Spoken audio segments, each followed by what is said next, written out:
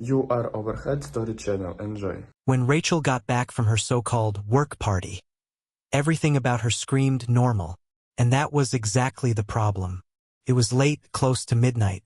I was sitting on the living room couch, the TV on but volume low, a rerun of some cooking show flickering across the screen.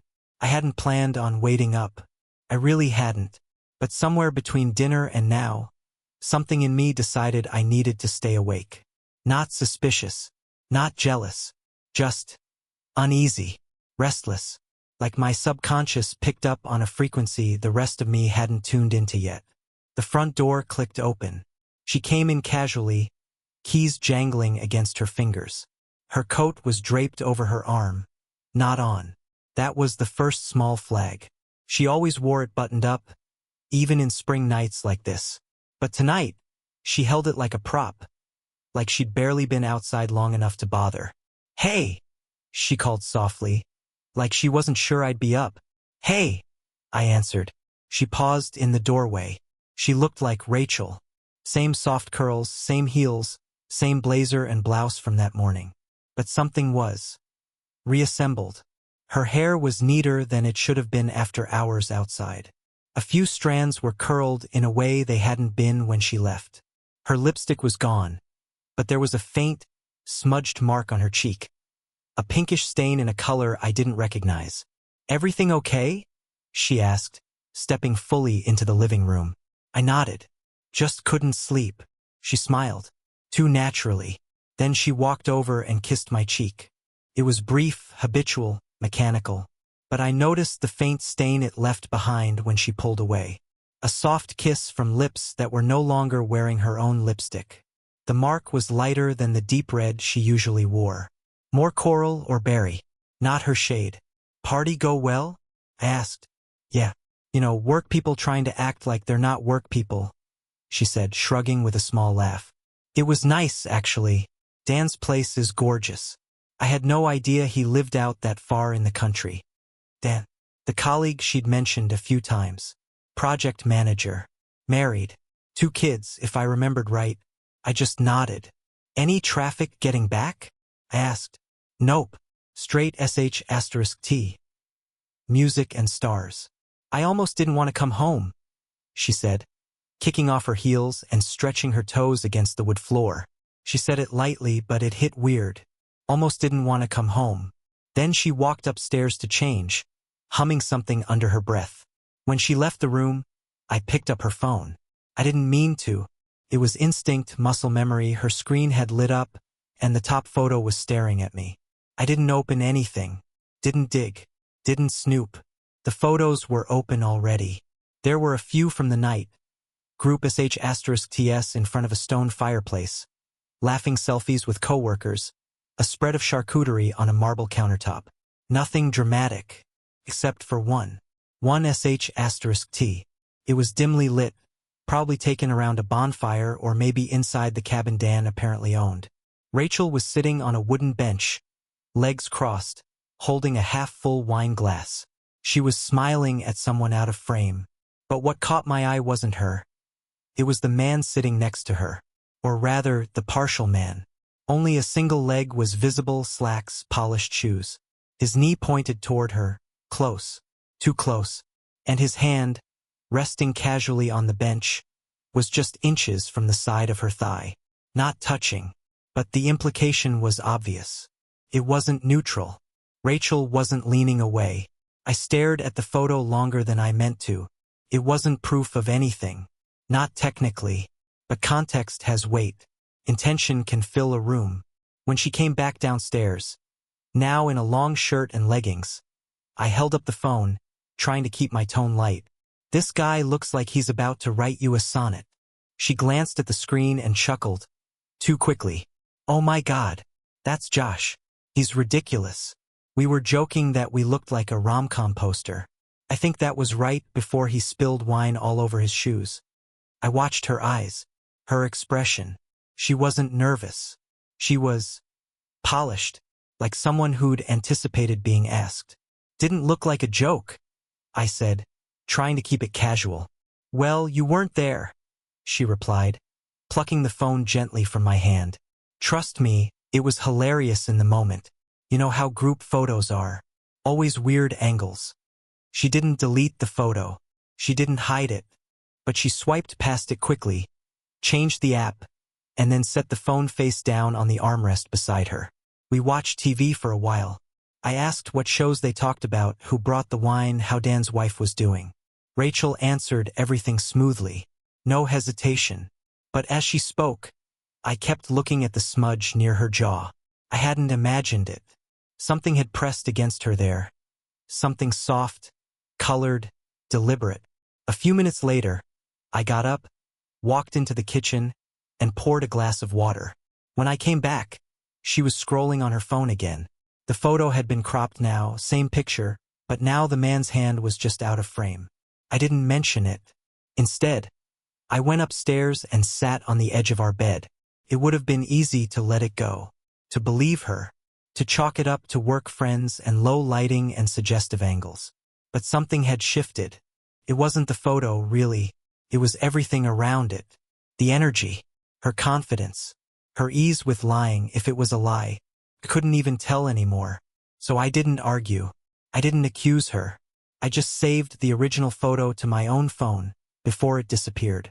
And that night, while she fell asleep beside me within minutes, I stared at the ceiling for hours, listening to the rhythm of her breathing, wondering when exactly that rhythm stopped matching mine. After that night, things didn't fall apart all at once. They shifted slowly, deliberately, like a chair being pulled from beneath you one quiet inch at a time. It was subtle at first. A phone angle changed. Notifications were silenced. The lock screen started showing generic calendar reminders instead of previewed messages. She used to leave her phone charging in the kitchen overnight, claiming she didn't like sleeping near electronics. Now it came to bed with her every night, slipped under her pillow, silent, turned face down. I told myself it was nothing. She was probably just being more careful with privacy. Everyone was these days. That's what I said the first time I noticed her setting a new passcode. She entered it so casually, I almost didn't catch it. For digits became 6, then alphanumeric. When I asked, half joking, if she was expecting spies to break into her texts, she just smiled and said, "You never know." Her fitness watch, the one we got each other for Christmas, used to live on the nightstand. She always took it off to charge at night, let it rest like a pet beside her phone. Now she wore it to bed, wore it in the shower. It beeped during meetings, buzzed while she folded laundry, lit up when she thought I wasn't looking. She claimed she was training for a half marathon. Funny thing was, we used to run together every weekend. Sunday mornings were our thing. Wake up early, jog through the neighborhood, grab coffee afterward. She always said it was her favorite part of the week. Now she ran alone. I asked if she wanted to go out together one Saturday, and she said she had to hit a certain pace for her training schedule. Said it was easier to focus without conversation. "We can still get coffee after," she added.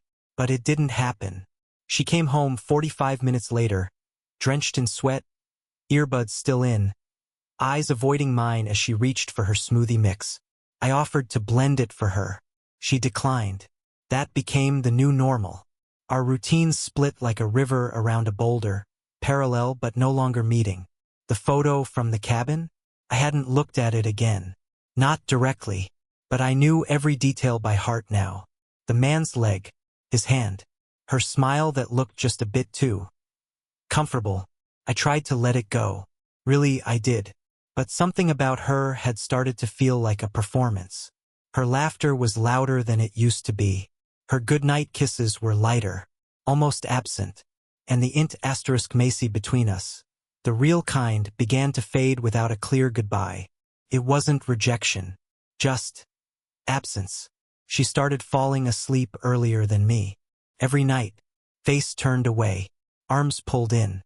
I remember one night, I rolled toward her, just to hold her, and she flinched. Not dramatically, not like someone startled, more like someone who wasn't used to being touched that way anymore. I backed off, said nothing. Her business trips started ramping up not long after. First, it was a regional marketing seminar in Denver, then a quarterly review retreat in Santa Fe. Then 2 days in Austin for a corporate strategy sprint. Whatever that meant. The timing was always tight. Flights booked last minute. Hotel confirmations that never showed up in our shared email. I used to offer to drive her to the airport. She declined. Said it was easier to take an Uber, less pressure if her meetings ran late. One time I asked if I could join her for a long weekend. Just tag along after her meetings were done. I even found a hotel nearby with a spa we had talked about trying. She smiled, but it didn't reach her eyes. It's really just a blur of workshops and networking. You'd be so bored. That was the moment my memories started to shift. Not just recent ones. Old ones. The way she used to text me random photos of her hotel breakfast. The way she'd bring home tiny souvenirs from each city, even if it was just a keychain. Those had stopped months ago. I hadn't even noticed. Now when she came back, she carried less. Sometimes no luggage at all, just a purse and a tote bag. She always said she'd packed light or shipped things ahead. One time, she came back from an HR leadership offsite in Chicago wearing a necklace I hadn't seen before. Silver. Delicate. I told her it looked nice. She smiled and said thanks. I asked where she got it. Oh, they had little pop-up boutiques at the venue. I needed a pick-me-up. There was something in her tone. Something hollow. That necklace bothered me for days. Not because of how it looked. Because of how she wore it. Like it meant something. Like it had weight. I started noticing more. Photos she didn't post. Luggage she didn't unpack. One night I reached for her suitcase and realized the tags were blank. No airline branding. Just a plain white sticker with scribbled initials and a date. When I asked her about it, she shrugged. Local flights. Regional thing. I wanted to believe her, but the stories weren't adding up. And still, I didn't accuse her. I didn't pry. I didn't go through her phone or check her bag. That's not who I was. At least, that's what I told myself. But every day I felt myself changing. Observing more. Measuring things. Her tone. Her time. The distance between us in bed. There was this one afternoon. She came back from a client lunch, wearing the same blazer she'd left in, but her blouse underneath was different. Same cut, different pattern. I asked if she'd spilled something. She hesitated, then nodded.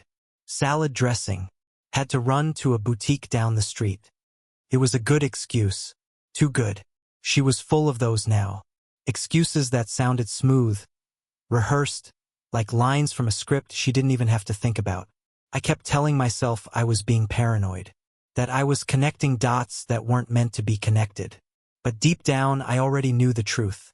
The woman I lived with, slept beside, made coffee for every morning. Wasn't really here anymore. She'd gone somewhere else. Maybe with someone else. And the worst part? She didn't seem to miss me.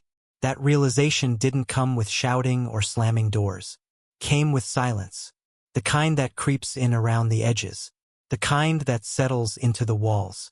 She was drifting, and I was watching her go. Here's the thing, I never meant to track her. When Rachel and I first got our fitness watches, syncing them to the same app felt cute. Convenient. We could check each other's heart rates during workouts, see weekly step totals, cheer each other on. It wasn't surveillance. It was a shared little window into our routines. Eventually, like most things, we forgot about it. Or at least she did. Months went by. She upgraded phones, switched email accounts, started logging out of everything and using private mode on browsers. But she never unlinked her fitness tracker. It was still connected to our shared health dashboard. The one she thought we'd stopped using. I never told her I still checked it. At first, it was harmless curiosity. A quiet way to feel close to her when she was on the road. When her texts got shorter and her calls more rushed, I'd scroll through her steps, heart rate spikes, sleep quality. It made me feel like I was still in her orbit. Somehow. Still looped in. But then, the data started telling a story she didn't. It started with the Austin trip. She mentioned it in passing. Said her team had enrolled her in a 2-day corporate training seminar downtown. Leadership development, team synergy, some buzzword-laden nonsense. She rolled her eyes at it. Joked about enduring icebreakers and lukewarm buffet food. I believed her. The morning she left, I kissed her goodbye. She wore a blazer over a blouse she never wore at home. Said she wouldn't be back until late Friday. She only packed a small carry-on. That night, I opened the dashboard. Just routine. I expected to see her steps from the airport, maybe an elevated heart rate during turbulence, a drop-off once she checked into the hotel. Instead, what I saw made my stomach knot. At 11:48 p.m., her heart rate spiked. Not mildly, significantly. From a resting 65 to 132. Then hovering above 110 for over 40 minutes. At first, I told myself it was a workout. Maybe the hotel had a late-night gym. But the spike pattern didn't match her usual cardio sessions. There were no steps, no movement, just a rise, plateau. Then a sudden drop, back to resting, like she'd fallen asleep. And then, just past 1 a.m., another spike. That one was shorter, more erratic. 15 minutes later, stillness. No steps recorded again until 8:37 a.m. I stared at the graph for a long time, blinking, hoping I was wrong. I cross-checked her sleep pattern. It said she fell asleep just before 2 a.m. in a zone not near central Austin but closer to the outskirts. Her watch's GPS didn't give an exact address, just coordinates. I copied them into Google Maps. It pointed to a wooded area 2 hours west of the city. Not a hotel. Not a conference center. A cabin. Small. Remote. Tucked away in the hills. The kind of place you'd go to escape, not collaborate. I didn't say anything when she called later that morning. She sounded chipper. Said the keynote speaker was better than expected. Said she was going to grab lunch with a colleague named Lexi. Asked if I could water the houseplants. I said sure. Told her I missed her. And then I started digging. The cabin? It was an Airbnb. Private listing. No reviews. Just a few photos. Exposed beams. A fire pit. A bedroom with navy sheets and 2 glasses of wine perched on the nightstand in one of the pictures. It was booked under a name I didn't recognize at first. A man named Tyler Wexler. I searched him. LinkedIn said he worked in logistics. Mid-level manager. Same company as Rachel. Different department. But same badge access. His face was generic beard, baseball cap in every photo. But one picture stood out. It was uploaded a few months ago. Taken at a company retreat, judging by the background. And there, next to him, was Rachel. They weren't touching.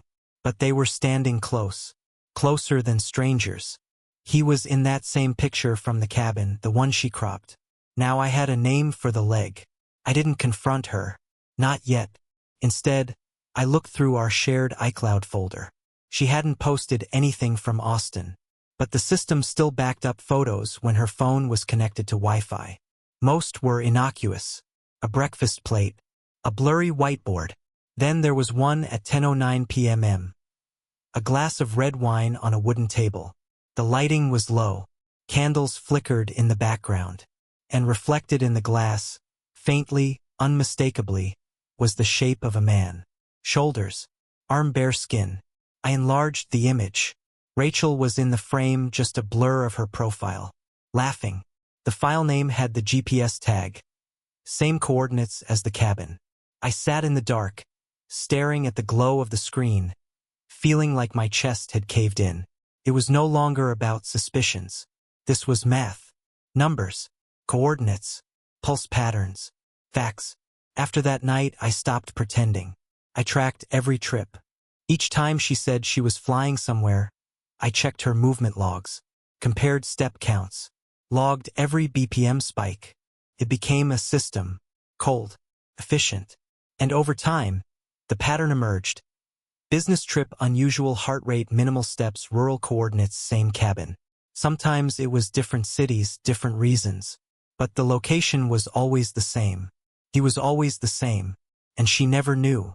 Her lies were soft, gentle, the kind that almost made you doubt yourself. I'm going to the conference hotel for a networking mixer. Be back late from a group dinner. Can you feed the dog tonight? I might crash early. I watched her spin her stories, heard the made-up laughter, the inside jokes that I wasn't part of anymore.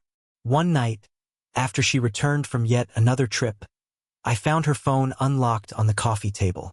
Just for a second. Just long enough. In her recently deleted folder was a burst photo set. 15 pictures. All taken at night. In bed. She was under navy sheets. Laughing. His hand was visible in a few. On her shoulder. Then her waist. One photo showed a glass of wine balanced on her chest. Her fingers gripping his wrist. She had deleted them 2 days earlier. But I recovered them. Saved them somewhere safe. Not for revenge. Not for confrontation. But because the truth deserved to be preserved. She came into the room a few minutes later, humming to herself, texting someone. She sat beside me, leaned her head on my shoulder. I didn't flinch. She said, "I missed you this week." And I said, "Yeah, me too." But I wasn't talking to her. I was talking to the version of her I used to know. The one who didn't need to be tracked. The one who didn't lie. The irony is, I hadn't planned to do anything. Not that night. It was supposed to be about Rachel's mom. A quiet birthday dinner. Close family. A few candles, soft music in the background. One of those evenings where everyone's polite and lightly nostalgic. Sipping wine and pretending the world outside doesn't exist. I was ready to play my part. Husband. Son-in-law. The guy who smiles through awkward toasts and helps slice cake. But something changed the moment we walked through the door. Her mother hugged us at the entrance. Rachel had a bottle of wine in one hand and her free arm wrapped around my waist in a way that made it look like everything was perfect. She was glowing. Not in the exaggerated sense, but in that barely contained, too pleasant way people sometimes do when they think they've just pulled off something untraceable. She looked light, untouchable, and I realized she thought she'd gotten away with it. That smile. That hand on my chest. The way she leaned into me as her aunt complimented her new necklace. The same necklace from the cabin photos.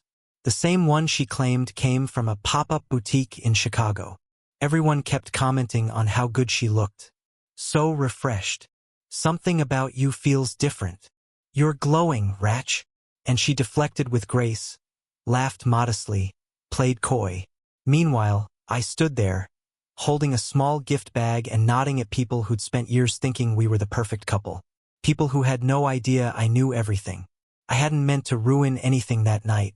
But the more I watched her coast through the room, pouring wine, laughing in just the right register, brushing past me like I was a prop, the more I realized I couldn't sit in that lie anymore.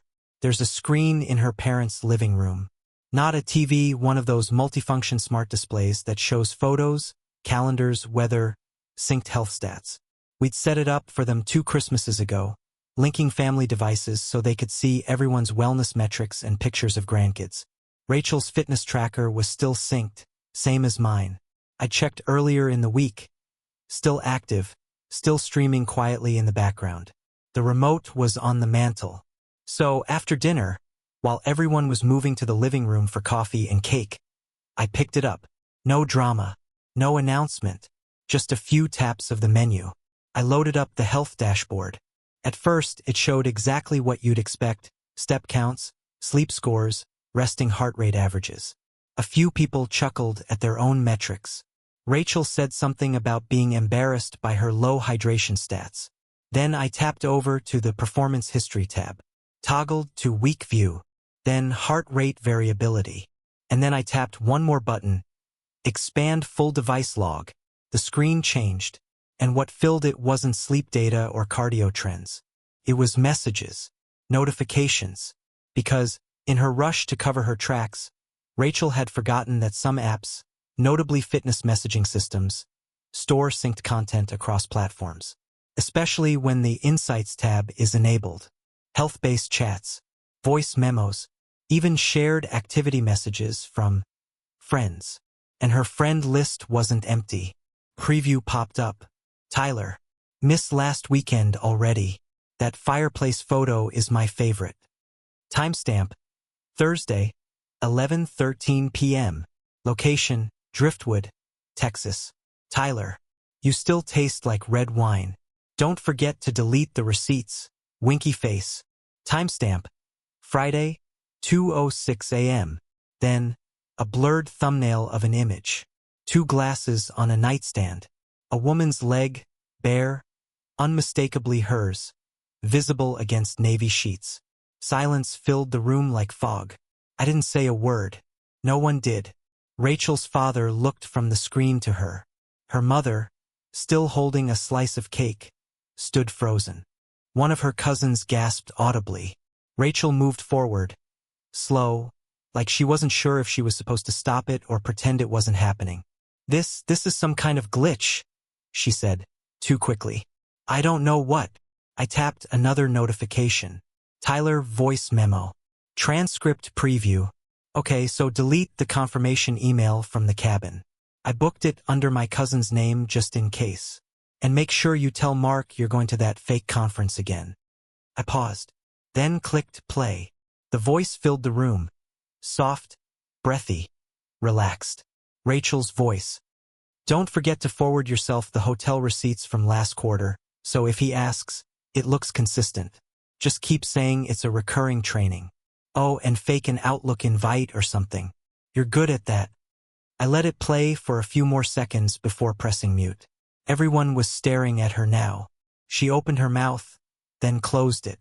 Then again, like she was trying to find an anchor in a room that had tilted sideways. Mark, she said, but her voice cracked, and I still didn't speak, because there was nothing left to say. I had thought that when this moment came, I'd feel vindicated. Triumphant, maybe, but all I felt was empty, numb, like I was watching the last flicker of something burn out, knowing the match had been lit a long time ago. Rachel turned to her mother, desperate. It's not what it looks like, but it was. Everyone knew it. She moved toward the screen like she might physically erase what had just happened. Her hands shook. Her lip trembled. For a moment, I almost pitied her. Almost. I can explain, she whispered. I stood, finally. You don't have to. And then I left. I didn't slam the door. Didn't shout. Just walked out into the cool air, hands in my pockets, hearing the muffled sounds of a family frozen in a moment they could never unsee. I drove home in silence. No music. No calls. Just the hum of tires and the occasional flicker of streetlights across the windshield. She didn't come home that night, or the next. She was gone. And I didn't go looking. Rachel disappeared after that night. No calls, no texts. Not at first. Just silence. She didn't come home. Didn't ask if she should. I didn't ask either. Her car stayed parked outside her mother's place for a few days. Long enough for a neighbor to mention it in passing while we were both bringing in trash bins. I just nodded. Said she was visiting family. That wasn't a lie. Not technically. I expected to feel angry. Explosive. Like I'd want to scream or punch something. But instead, everything felt quiet. Like the house had exhaled and finally relaxed now that she wasn't in it. The night after the birthday dinner, I went into our room, stood there in the doorway for a few minutes, then turned around and slept in the guest room. I didn't touch the bed. Couldn't. Her pillow still held the shape of her head. Her scent was faint, but it lingered. By the third day, the silence broke. She texted, "Rachel, please, just talk to me. One message. You don't have to say anything else." I didn't respond. 10 minutes later, another one. "Rachel, I messed up. I know that. But you didn't have to humiliate me in front of my family." So that's what it was. Not regret. Not apology. Not remorse for the months of deceit. It was shame from being exposed. From losing control of the narrative. She always did like to steer the conversation. Over the next 48 hours, the messages came in waves. Long paragraphs alternating between self-pity and wounded pride. "Rachel, it wasn't supposed to happen like this. Rachel, I was trying to protect you. Rachel, I didn't want to hurt you. I just didn't know how to tell you things had changed. Rachel, you always made everything feel like it was about keeping score." That one made me laugh out loud. Keeping score? I had receipts, coordinates, timestamps, voice memos. Keeping score wasn't something I ever wanted. She kept going. "Rachel, can we talk in person? I'll come by. You can even choose the time. Please." I said nothing. I didn't trust her words anymore. Even silence felt more honest than whatever she was offering now. On the 5th day, a knock came at the door. I didn't answer. I watched her through the peephole. She stood there for maybe a minute holding something, papers, maybe a letter. Then she turned and walked back to her car. She didn't leave the letter. That night, I got a message from her father. It was short. Her dad: "I'm sorry, Mark. I had no idea. If you need help with anything, call me."